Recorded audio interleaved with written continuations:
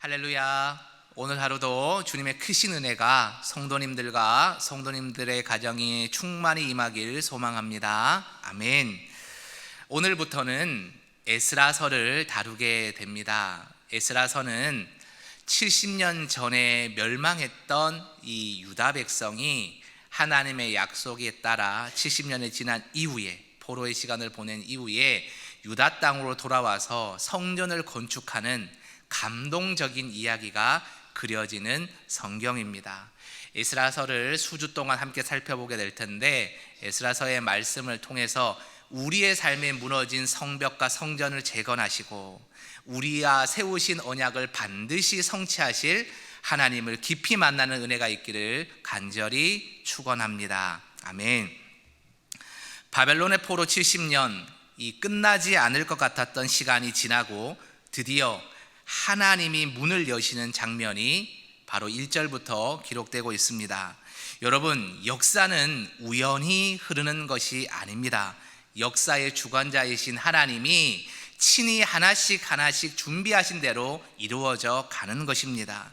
1절 말씀해 보시면 여호와께서 라고 되어 있죠. 여호와께서 바사왕, 페르시아의 왕인 고레스 왕의 마음을 감동시키심에 라고 되어 있습니다. 여러분, 하나님이 세상의 왕들의 마음을 움직이셔서 역사를 바꿔가시는 겁니다. 예레미야에게 하신 약속을 기억하시는 것이 먼저죠. 예레미야 25장 29장에 어떻게 되어 있습니까? 너희들의 죄악으로 인해서 나라가 멸망하지만 그러나 반드시 70년이 차는 그때에 회복시키겠다는 예언이 있거든요. 그 약속을 이제 하나님이 이뤄 가시는 겁니다. 그래서 성전을 다시 세우게 하신다는 언약이 성취되는 것이지요. 자, 바사왕 고레스의 조서, 이 조서라는 것은 임금이 백성들에게 이렇게 하여라라는 명령문이 바로 조서지요. 조서에는 이렇게 기록되어 있습니다. 2절과 3절을 요약하면 이것입니다.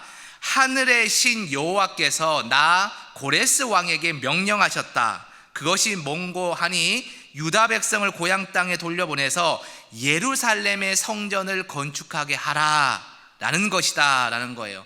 그래서 내가 너희들을 이제 고향 땅으로 돌려보내주겠다. 이것이 임금의 조서고 역사적인 문서로 남아있다라는 것이죠. 자, 그런데 모두를 다 돌려보내는 것이 아닙니다. 두 부류로 나눠서 이 일을 하게 왕이 명령합니다. 5절에 보면 첫 번째 부류가 나와요. 가서 세우는 사람들, 직접 그 고향에 먼저 가서 세우는 사람들이 있고, 6절을 보면은 당장에는 가지 않지만 이곳 바사에서 그들을 보내며 물질적으로 여러 가지 형편으로 돕는 사람들을 두 부류로 나누어 놓았다라는 것을 알 수 있습니다. 하나님이 일하는 방식이 이렇다는 겁니다. 어떤 이는 직접 가서 일하게 하고 어떤 이는 그들을 손을 펴서 돕는 역할을 한다라는 것이죠. 가서 세우는 순종이 있으면 머물러서 동참하는 순종도 있다라는 겁니다. 중요한 것은 모두가 하나님의 일에 들어서도록 하나님이 그들의 마음을 감동시켜 주신다라는 사실입니다. 5절 말씀을 보겠습니다. 유다와 베냐민 족장들과 제사장들과 레위 사람들 곧 그 마음이 하나님께 감동을 받고 올라가고자 하는 자는 일어나니. 아멘. 여러분, 새벽에 이 구절을 여러분들이 되뇌셨으면 좋겠습니다. 감동이 있고요, 일어남이 있고요, 순종이 있는 거예요. 여러분, 이게 뭔지 아세요? 하나님이 여러분을 통해서 일하시는 삼박자입니다. 하나님이 무조건 야 일어서라, 야 순종해라, 집 지어라 말씀하시는 것이 아니에요. 반드시 첫 번째 하시는 행위가 있습니다. 그것은 감동시키시는 거예요. 우리의 마음을 말씀을 들으며 감동시키든, 기도의 자리를 통해 감동시키든, 일상의 자리에서 믿음의 선배와 후배와 대화를 할 때 감동시키시든 간에 우리의 마음을 먼저 뜨겁게 하시고 우리의 마음이 내가 하고 싶다라는 마음이 일어나게 시키시는 거예요. 그런 다음에 실제적인 순종의 때를 명령하시는 거지, 내 마음이 준비가 안 됐는데 억지로 일을 시키지 않아요. 하나님은 우리의 멱살을 쥐고 목줄을 채워서 끌고 가시는 분이 아니라 우리의 마음에 감동을 먼저 허락하셔서 기쁨으로 순종하게 하시는 참 좋으신 아버지시다라는 겁니다. 또 놀라운 대목이 있습니다. 포로 때에 사라진 줄 알았던 성전의 기명, 쉽게 표현하면 예배 드릴 때 썼던 그릇들이 돌아오게 되었다라는 겁니다. 바벨론의 악한 왕 누굽니까? 네부카드네자르. 여기서는 느부갓네살이라고 되어 있는데, 이 느부갓네살이 은금으로 되어 있는 성전의 이 기명들을, 그릇들을 전리품으로 다 뺏어가서 이방 신상 앞에 두지 않았습니까? 쓰지도 않을 거 자기 전리품으로 그냥 거기 갖다 두었다는 것이죠. 그런데 이 70년이 지난 이 바사왕, 이 고레스는 어떻게 합니까? 그 번호까지 셉니다. 첫 번째 갖고 온 거, 두 번째 갖고 온 거, 그래서 1000번, 2000번까지 다 세가지고 이거 다 똑같이 해서 하나님의 앞에 돌려줘라. 놀라운 일이죠. 70년이 지났는데 은금 그릇들이 사라지지 않는 것도 놀라운데, 이 이방왕, 심지어 나라까지 바뀐 왕인데 성전에 썼던 기명의 번호까지 다 기억해서 하나님께 돌려준다는 거예요. 이 얼마나 놀라운 기적입니까? 여러분, 하나님은 잃어버린 예배를 회복하실 때는 마음만 회복시키시는 것이 아니라 예배의 질서와 환경과 그릇까지 다 돌려주시는 거예요. 여러분, 우리 인생에서도 똑같습니다. 내가 잃어버렸다, 다 끝났다 라고 생각하는 바로 그때 하나님은 약속하신 때를 들려주시는 거예요. 약속하신 때에 필요한 것을 번호까지 세워서 다시 채워주신다라는 사실입니다. 하나님은 우리 인생에 잃어버리는 것이 아무것도 없게 다시 회복시키시는 세심한 사랑이 있는 하나님이다라는 겁니다. 기억하십시오. 하나님이 시작하시면 하나님이 끝까지 책임지십니다. 결코 하나도 놓치는 법이 없습니다. 여러분 가정의 일도 마찬가지입니다. 혹시 여러분의 자녀들이 여러분처럼 열심히 신앙생활을 하지 않고 있습니까? 여러분의 손주들이 신앙생활의 문을 닫아 놓았습니까? 여러분 걱정하지 마십시오. 여러분이 기도의 문을 닫지 않는 한 하나님은 여러분과 세웠던 약속, 너의 자녀를 별같이 많게 하고 그리고 바다의 모래처럼 많게 하겠다는 그 아브라함에게 주셨던 약속, 여러분에게도 주셨던 그 약속을 반드시 이루십니다.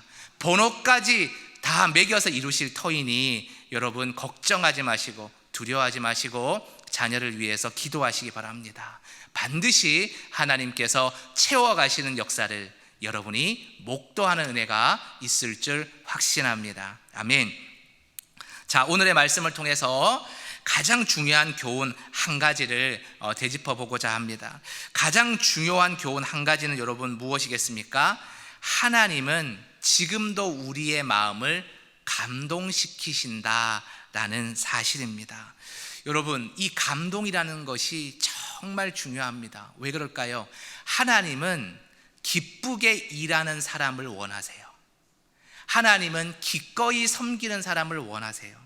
교회 안에서 작은 역할을 할 때나 세상에서 하나님과 전혀 상관없는 일 같은데 그러나 하나님께서 세상에 청지기로 맡기신 일이나 중요한 것은 기쁨으로 섬기는 사람을 하나님께서 기억하시고 붙드시고 사용하신다라는 겁니다.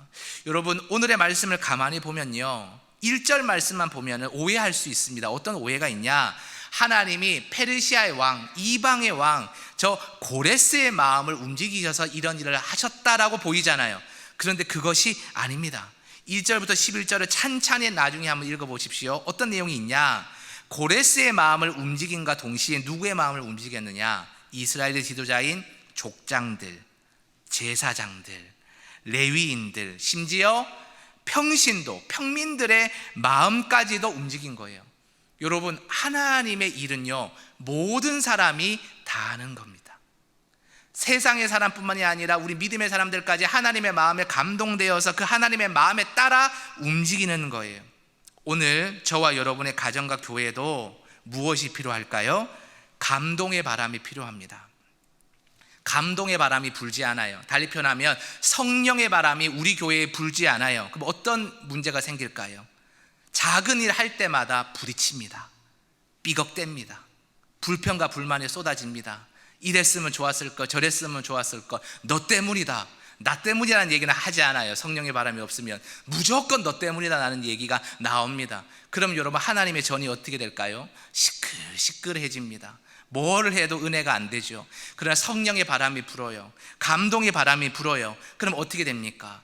서로 하고자 합니다. 서로 섬기고자 합니다. 서로 품어줍니다. 서로 용서합니다. 그랬더니 교회가 조용한 거예요. 그 조용한 가운데서 하나님을 찬양하는 찬양의 소리만 들리니 얼마나 행복하겠습니까? 섬기는 것이 힘든 것이 아니라 섬기는 것이 얼마나 기쁨이 되겠습니까? 그러니 우리가 구할 것은 무엇입니까? 교회에서나 가정에서나 성령의 바람, 감동의 바람이 일어서 하나님의 마음과 뜻에 의해서 교회와 가정을 섬기게 해달라고, 세상의 기업과 세상의 일자리를 섬기게 해달라고 기도하는 것이 필요하다라는 겁니다. 성령의 바람이 불면요, 여러분, 우리 가운데 이런 음성이 들립니다. 다시 기도해라, 다시 예배하라, 다시 세워가라는 음성이 들립니다. 사랑하는 성도 여러분, 또 기억할 것이 있습니다. 무엇이냐? 기도하는 가운데 하나님이 주시는 감동이 몰려오잖아요. 그러면 즉시로 순종해야 됩니다. 오늘의 성경의 이 언어로 얘기한다면 감동이 올 때 바로 자리에서 일어서야 됩니다. 바로 하지 않고 우리가 많이 쓰는 부사어가 있죠. 뭡니까? 나중에, 좀 있다가. 여러분, 이러시면 큰일 납니다. 마귀가 가장 좋아하는 단어는 그거 틀렸어, 그거 아니에요가 아닙니다. 마귀가 가장 좋아하는 부사어가 있어요. 뭘까요? 그거 다 맞는 하나님의 말씀인데, 인정하는데 나중에 할게, 나중에는 마귀가 그렇게 좋아한다는 거 아닙니까? 여러분, 하나님이 감동을 주셨을 때 나중에 하지 않으시기를 바랍니다. 경험이 있지 않습니까? 나중에라고 말하는 대부분의 일은 대개 하지 않게 됩니다. 그러니 하나님이 감동을 주셨을 때 작은 것부터 실천하시는 여러분들이 되셨으면 좋겠습니다. 감동은요, 우리 가운데 반드시 찾아옵니다. 반드시 찾아옵니다. 근데 신기한 것은 감동은 오래 머물지 않습니다. 그럼 어떻게 해야 될까요? 하나님이 감동을 주셨을 때 순종이라는 단단한 밧줄로 감동을 잡아매는 거예요. 그래서 감동이 떠나지 않게, 감동을 가지고 일할 수 있게 하는 것은 순종의 밧줄입니다. 말씀을 맺겠습니다. 사랑하는 성도 여러분, 여러분에게 하나님이 가정을 세우시기 위해서, 여러분의 자녀를 세우시기 위해서, 기업을 세우시기 위해서, 교회를 세우시기 위해서 하나님이 고레스에게 주셨던, 이스라엘 지도자에게 주셨던 감동을, 성령의 바람을 반드시 주실 거라고 확신합니다.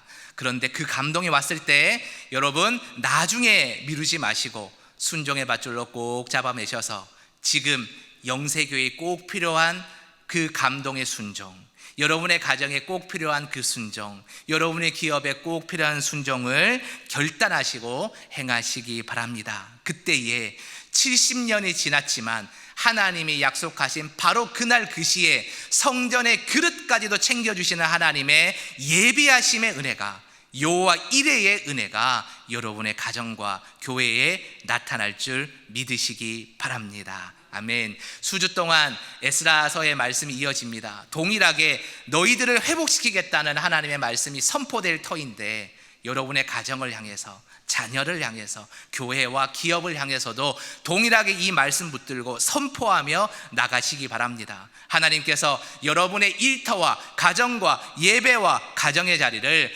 회복시키는 역사를, 그 기적을 두 손 높이 펼치고 하나님이 이뤄 가실 줄 믿으시기 바랍니다. 아멘. 그것을 믿는 여러분에게 하나님의 놀라운 은혜가 이번 한 달 있을 줄 확신합니다. 아멘.